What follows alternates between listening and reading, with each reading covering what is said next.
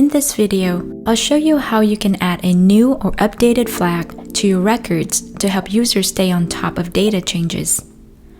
To build this feature, we'll use a few Skuid functionalities: formula field using the dateDiff function, truthy-falsy merge syntax, and template field in a table. A huge advantage of building with Skuid is that it doesn't dictate or restrict your business logics in ways that other platforms might.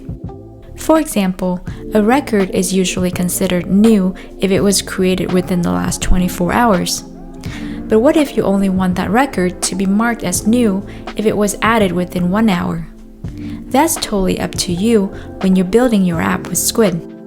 So let's dive in.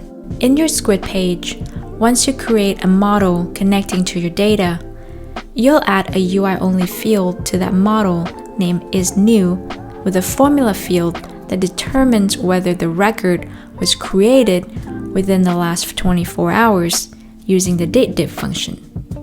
If you want to change the time frame to the last hour, simply change the unit to hour.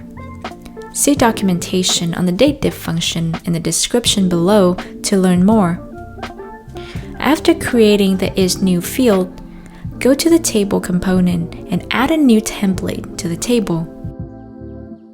Within this template, you'll enter a simple truthy-falsy statement to display a new flag if the record is new.